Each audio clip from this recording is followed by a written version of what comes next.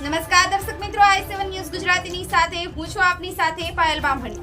તો જોઈએ આજના મહત્વના સમાચારમાં।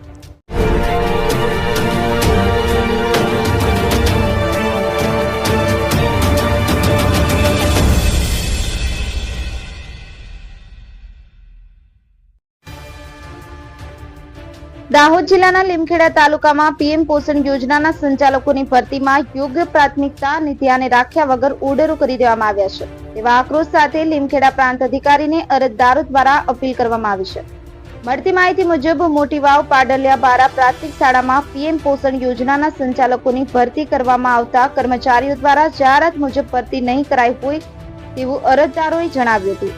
જાહેરાત ક્રમાંક નિયમ 5(6) ના મુજબ વિધવા, ત્યક્તા નિરાધાર સ્ત્રીઓ તેમજ આર્થિક રીતે નબળી વ્યક્તિઓ તથા ગરીબ રેખા નીચે આવતા લોકોમાંથી અગ્રતા આપવામાં આવશે। ત્યારે નીનામાં મંજુલાબેન ધવલભાઈ પાડલિયા પોતે વિધવા અને મેરિટમાં આવતા હોવા છતાં પણ મારો ઓર્ડર કેમ નહીં? મોટી વાવના અરજદારો દ્વારા જણાવવામાં આવ્યું હતું કે જાહેરાતમાં ક્યાંક એસટી, ઓબીસી કે અન્યમાંથી એસટી કેટેગરીની પહેલા પસંદગી કરવામાં આવશે તેવું ક્યાંય પણ જાહેરાતના નિયમોમાં જણાવ્યું નથી અને નિયમ 5(6) નો અમલ કર્યા વગર ઓર્ડર કરી દેવામાં આવ્યા છે તેમ અરજદારોએ જણાવ્યું હતું। આ મોટી વાવ પાડલિયા બારા પીએમ પોષણ યોજનાના સંચાલકોની ભરતીમાં નિયમોના અનુસંધાને કરવામાં આવી નથી તેવા વિરોધ સાથે લીમખેડા પ્રાંત અધિકારીને અરજદારો દ્વારા અપીલ દાખલ કરવામાં આવી છે। સંવાદદાતા જસુભાઈ ગણાવાની સાથે ચેતનાબેન ગણાવા, i7 ન્યૂઝ ગુજરાતી, રમેશ સત્યની સાથે અપીલ દાખલ કરી છે ને, તો હવે કઈ રીતના એ ઓર્ડરો કરવામાં આવ્યા જણાવશો જરા? અમારે ઓર્ડરો આ રીતના કરવામાં આવ્યા છે કે જે વિધવાબેન હતા એમને નથી આપ્યું, મેરિટમાં છે એમને નથી આપ્યું અને જે મેરિટમાં નથી પાછળથી છે એને ઓર્ડર આપ્યું છે। અને જમીન અમારી છે, અમારા સસરાએ જમીન આપેલી છે, અમારા ઘરમાંથી મારા છોકરાને કે વહુને કોઈકને લેજો।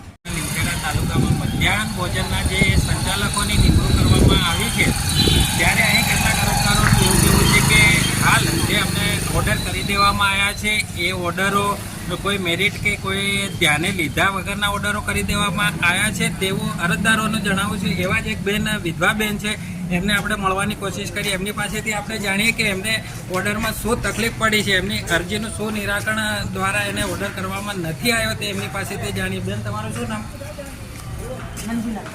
મંજુલાબેન ધવલ। મંજુલાબેન, તમારા જે ઘરેથી છે એ એક્સપાયર થઈ ગયેલા છે? હા, એક્સપાયર થઈ ગયેલા છે। એક્સપાયર થઈ ગયેલા હા, એટલે તમે છો વિધવા? હા। તો હાલ જે ઓર્ડર કરવામાં આવ્યો છે સંચાલકનો એ કોને અને કોને આપવામાં આવ્યો છે તે જણાવશો? નીનામાં જશોદાબેન રાહુલભાઈ, ગામ પાટણ। અને નીનામાં જશોદાબેન રાહુલભાઈ, નીનામાં જશોદાબેન રાહુલભાઈને એ આપવામાં આવ્યો છે, એમના ઘરવાળા છે। હાલ આ બેન વિધવા છે। હવે સરકારના નિયમો મુજબ જે જાહેરાત પાડવામાં આવી છે એમાં એવું લખ્યું છે કે વિધવાની પહેલી પસંદગી કરવામાં આવશે, ત્યારે આ બેન જે વિધવા છે એને ઓર્ડર આપવામાં આવ્યો નથી અને જેનો પતિ છે એ બેનને ઓર્ડર કરવામાં આવ્યો છે। તો સરકાર દ્વારા કયા નિયમોને આધીન અહીંયા લીમખેડા તાલુકાના અધિકારીઓ દ્વારા ઓર્ડરો કરવામાં આવ્યા છે તે ચોક્કસ તપાસ હાથ ધરવામાં આવે તો દૂધનું દૂધ અને પાણીનું પાણી થાય તેવી સંભાવના છે। જોતા રહો મારી i7 ન્યૂઝ ગુજરાતી।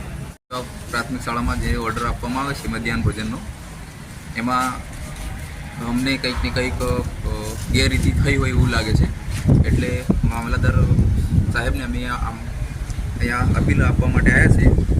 હવે એમાં અને ગામમાં જે લોકોએ અરજી કરી હતી બધાએ લગભગ 36 જેટલા ઉમેદવાર હતા, એમાં અમને એક પણ ઉમેદવારને કે કયા ધોરણનું મેરિટ કેટલું ગણવામાં આવ્યું એ કશું અમને જાણ કરી નથી અને ડાયરેક્ટ એમને એમ ઓર્ડર આપી દેવામાં આવ્યા છે। તો મારી એટલી જ અપીલ છે કે આખા ગામનું જે લિસ્ટ જે છે મેરિટનું એ લિસ્ટ અમને બતાવે અને કયા ધોરણના કેટલા માર્ક્સ ગણ્યા અને માની લો કે